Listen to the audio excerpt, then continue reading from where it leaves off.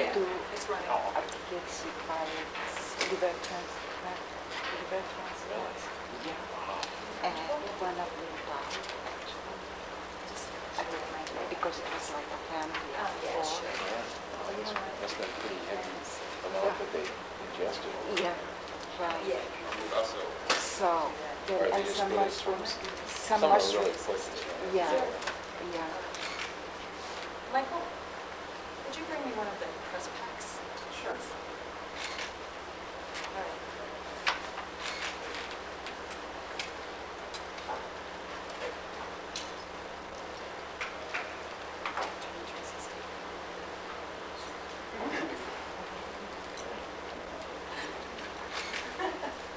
Thank you very much.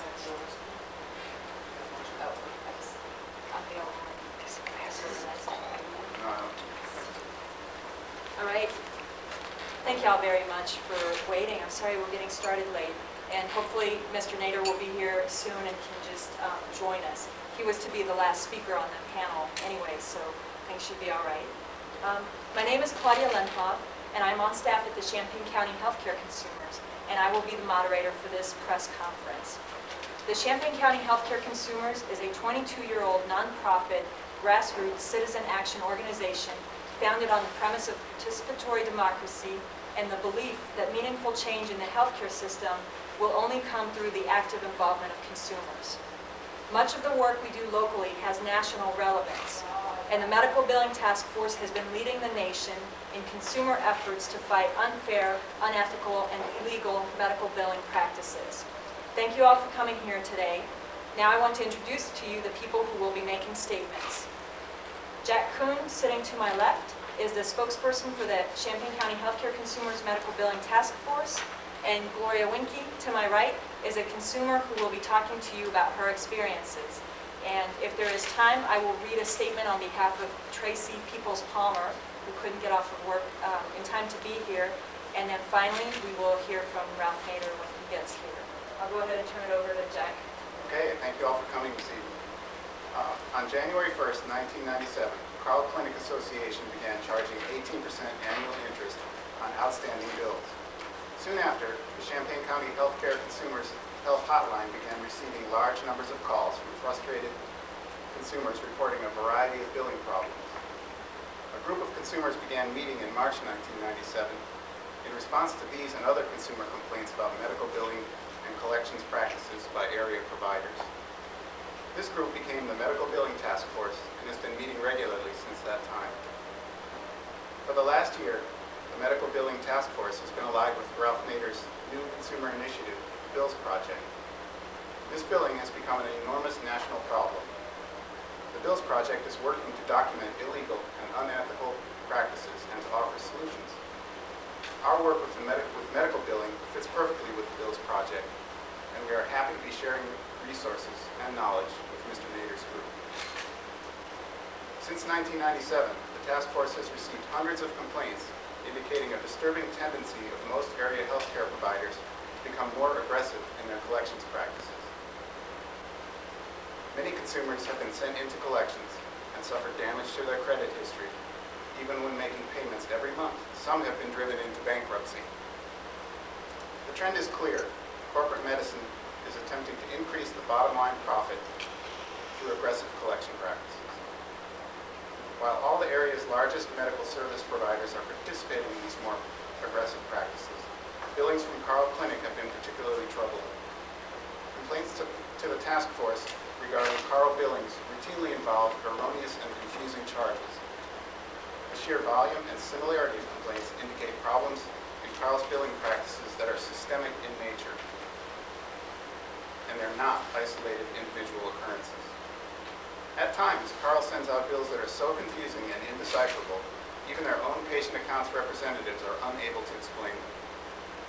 Given that Carle sends out approximately 20,000 bills a month, the potential cost to consumers due to misbilling is significant. The task force continues to document these systemic problems in medical bills. We're happy to report that after 2 years of effort, Carle has begun to respond to public pressure and has even agreed to meet with a small group of task force members. We have met twice with Carle's CEO, Dr. Robert Parker, and head of marketing, Ms. discussions have been constructive. Progress has been made on the following issues. Finance charges are no longer charged to Medicare beneficiaries since the practice is illegal. And Carle now credits payments promptly, something they were not doing either with insurance payments or personal payments. Carle has temporarily discontinued finance charges on outstanding patient balances while they try to work out problems with their billing system. But they've announced they will begin assessing finance charges again this spring, and we oppose this practice. Carle has stopped denying care to children of parents whose accounts have been flagged for no more service due to outstanding balances. Patients with outstanding balances who have their accounts flagged like this for no more service are to be notified of this when they call for an appointment. Patients should no longer have to go through the humiliation of being told to go to patient accounts when they arrive for medical treatment. Carle has stated that they will no longer deny care to Health Alliance members due to outstanding balances, since members of the HMO have prepaid coverage taken out of their checks every month. While we're encouraged that Carle has agreed to these new policies, the task force continues to receive complaints from consumers that indicate all the new policies have yet to be consistently implemented. In addition, there remains a long list of unsolved billing problems. We hope to continue our dialogue with Carle to find solutions because consumers need some real progress on the following three main issues. First, interest has been charged on billing errors. In 1997, finance charges were assessed on balances that were in error. We've requested that Carle correct the errors they made in 1997 before they start assessing finance charges again. Thus far, our requests have been completely ignored. Secondly, denial of care based on erroneous bill balances. Perhaps most unfair, Carle denies care to people based on erroneous bills. Attempting to communicate with a patient accounts representative concerning a complicated and confusing bill is usually unsuccessful. Billing errors then go uncorrected, and some patients are denied care. Thirdly, Carle's failure to respond to consumer complaints. Patient accounts representatives are often rude and not helpful. In an attempt to collect higher payments from consumers, patient accounts representatives frequently refuse to honor payment agreements that they have made with consumers. Consumers who buy healthcare services are not purchasing simple goods and services on the open market. No one can choose when to be sick or which medical procedures to buy. For this reason, healthcare providers must be held to a different standard than ordinary businesses in billing and collections. Often, consumers of healthcare services are dealing with serious health problems, making them uniquely vulnerable and oftentimes unable to wade through the confusion of medical bills and insurance coverage. They're willing to pay reasonable fees for medical care, but the bills must be fair, accurate, and understandable. Hundreds of consumers find the current situation unacceptable and are demanding healthcare providers be responsive to the needs of the community. Consumers are insisting that medicine is not business as usual. It's a shame to see the hard work and good intentions of medical professionals diminished by bad business practices. Those of us on the task force have been reassured that consumer involvement does work in fighting successfully against unfair and erroneous billing and healthcare-related problems. We extend an open invitation to the public to join us in our efforts. People affected by these practices can speak out by calling the Consumer Health Hotline at 217-352-6533. Thank you for your interest. All right, thanks, Jack. And Mr. Nader has arrived. You can have a seat right there. And now we will hear from consumer Gloria Winke. And should we move the mics over for her? I'm good. I'm fine. Okay. Okay. Hi, I'm Gloria Winke. My family has health care coverage from Carle Clinic's Health Alliance HMO. In early February, both my husband and I experienced some health problems that were not life-threatening, but required each of us to see specialists a number of different times. Last month, we each received a bill for $10. I knew that we had paid the $10 copay each time we saw a doctor, so I couldn't understand why we received the bill. I gathered the carbon copies of my checks, bank statements, a calculator, and a notebook listing the dates we saw the doctors and what tests were run each day, and I sat down to try to understand the bill. About an hour later, I discovered that 2 checks had been cashed, but had not yet been applied to our accounts. When I discovered these errors, I called the billing department and was treated very courteously.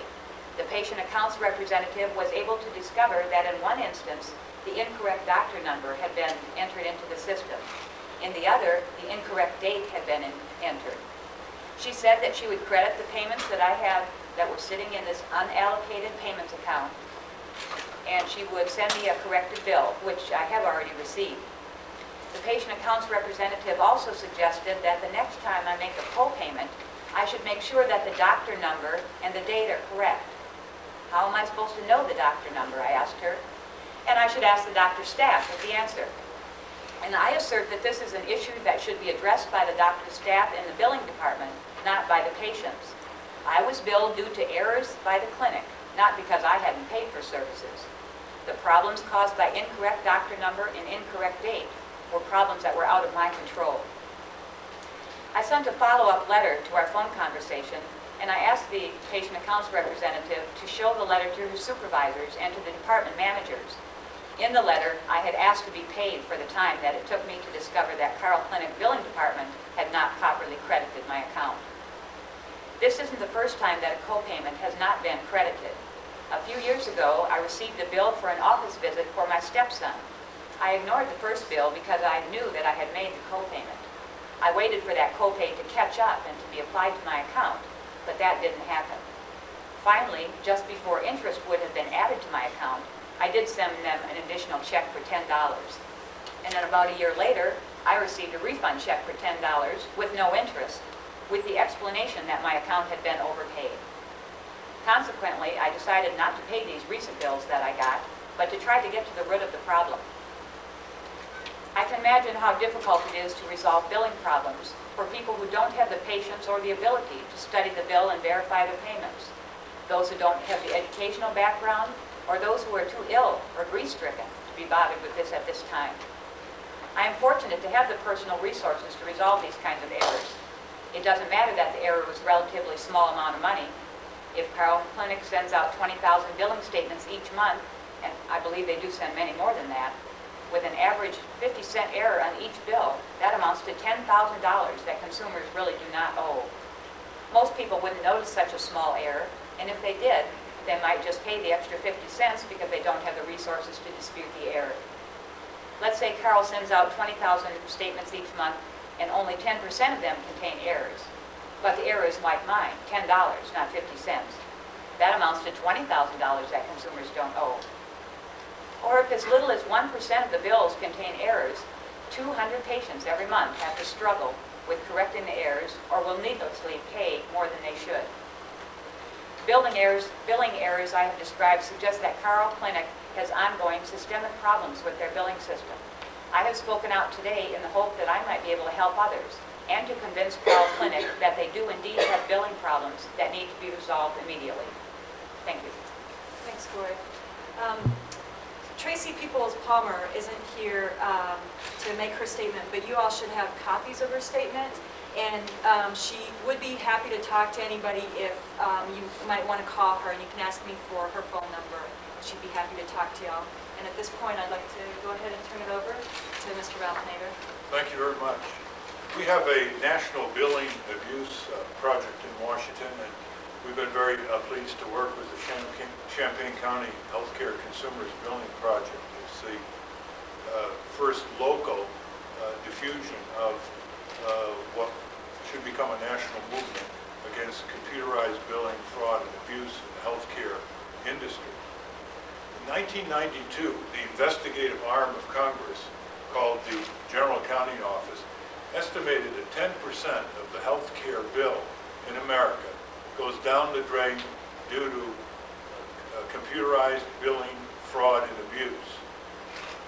And at the present expenditure of healthcare in this country this year, that would amount to $100 billion a year that patients are cheated through a very complicated overbilling strategy by the sellers.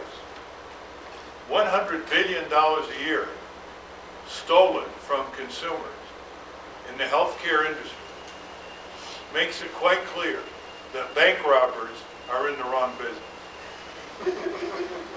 Computerized billing, fraud, and abuse in the healthcare industry is unarmed robbery at a level of magnitude that staggers even the criminal imagination.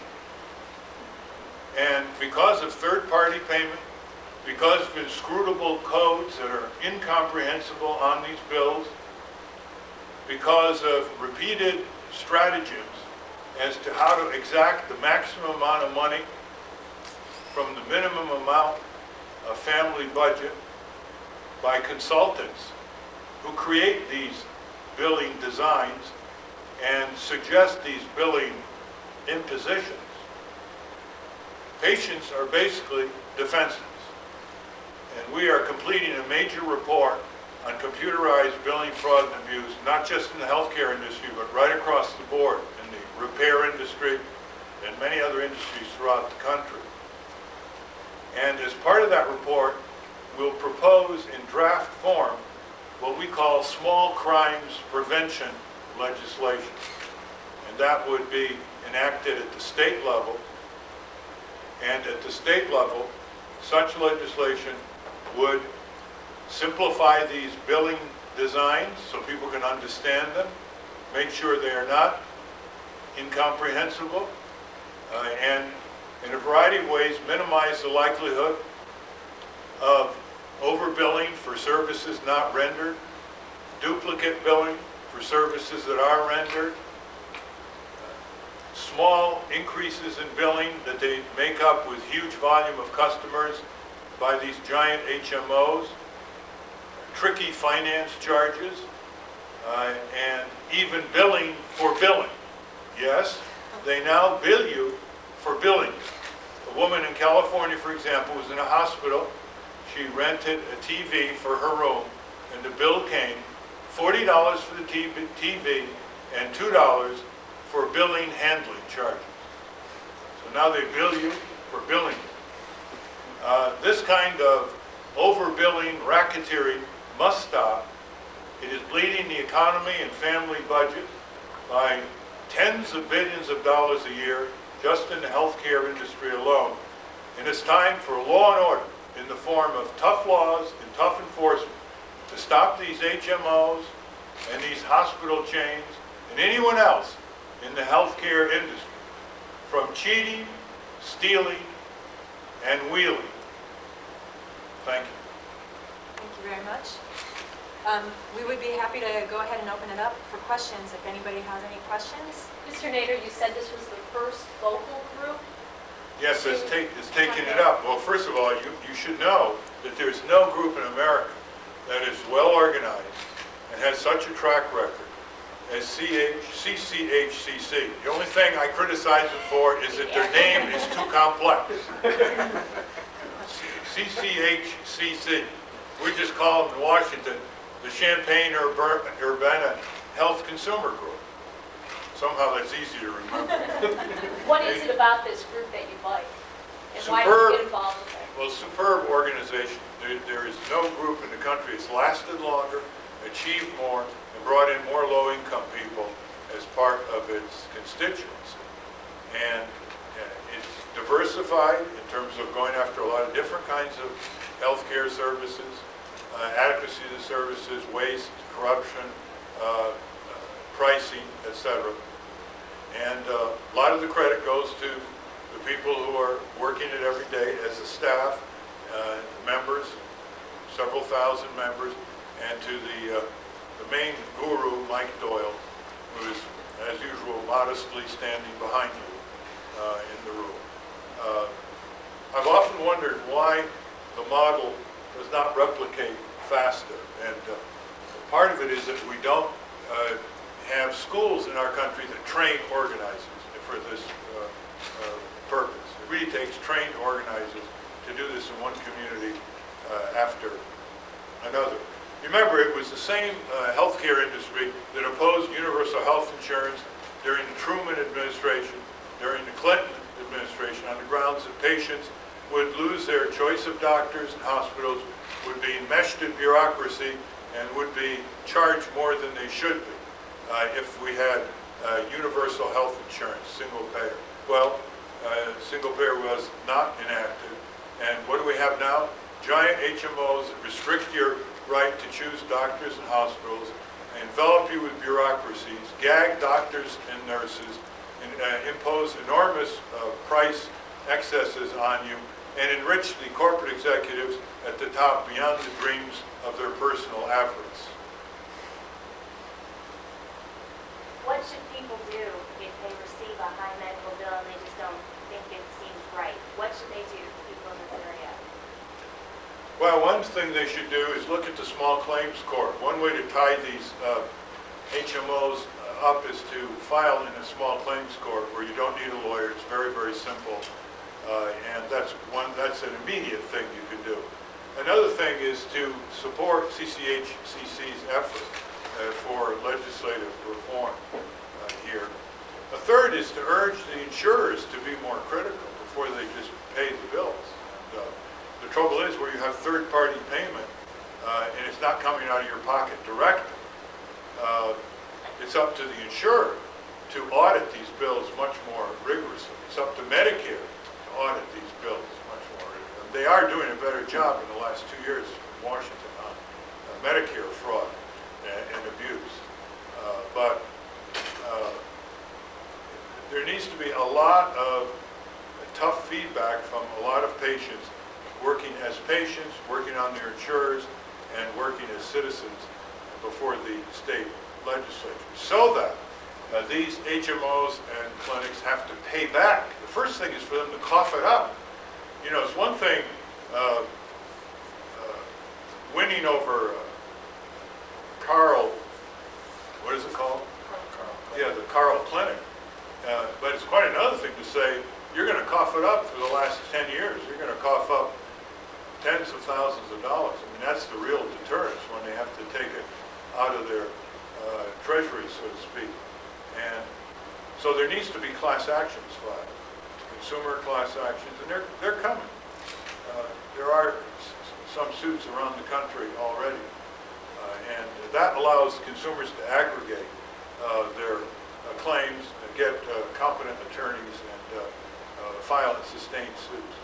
What's the easiest way to find overbilling on your bill when you receive it in the mail? Just assume you've been overbilled. Because there is a survey of bills, 90% of the bills, of the hospital bills, had errors, and the vast majority were to the advantage of the seller. So I wasn't kidding when I was saying, just assume you're overbilled and start detective-like, with detective-like intensity, scrutinizing the bill. So always watch closely. Yeah, I mean, we've seen bills, for example, where there was a double item for $14,000 in the bill. A double item, duplicate charge, and a major surgery. Any other questions? I have one more thought.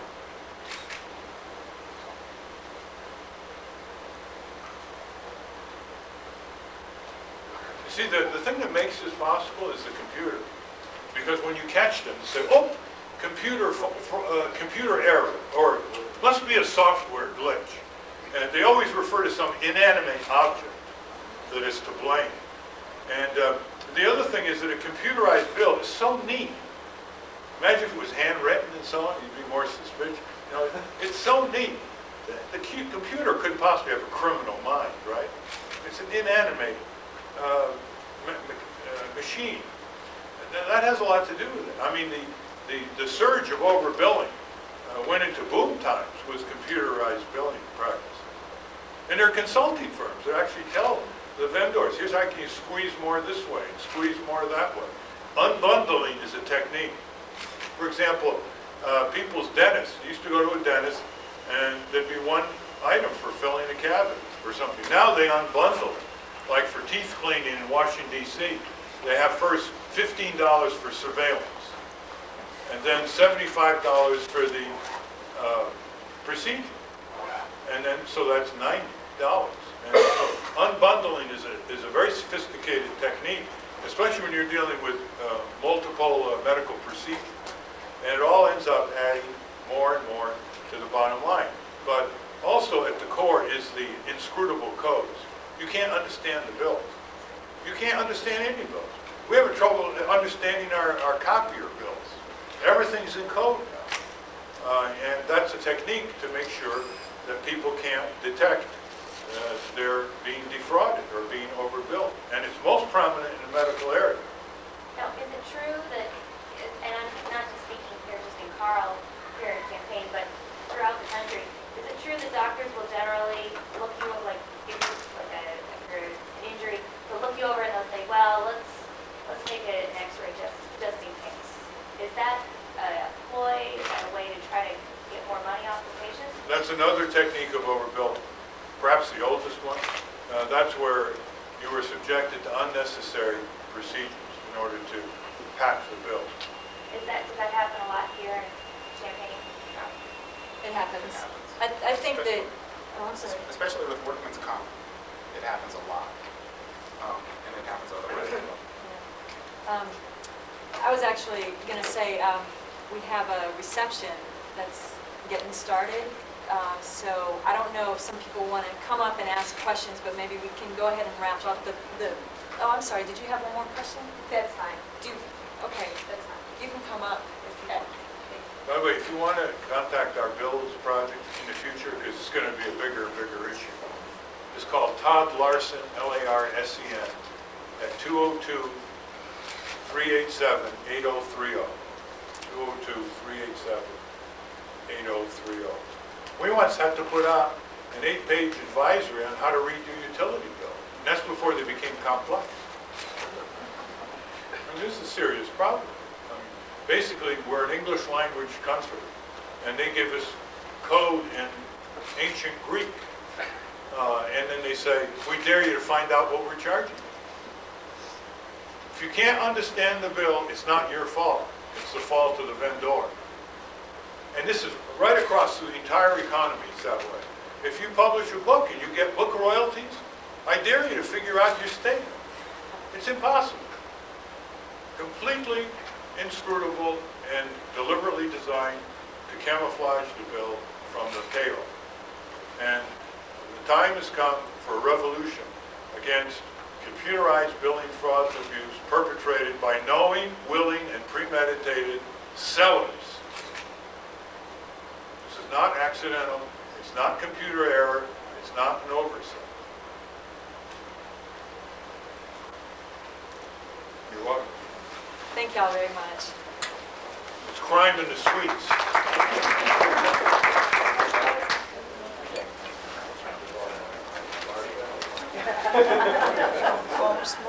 Yeah, I know. Thanks for waiting. Send it out.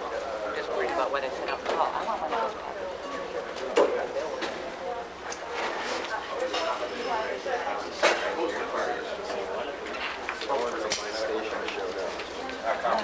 I'm afraid I think they're figuring I was going to do it. Oh, I'm sure. At this point. I thought you had quit. Yeah, but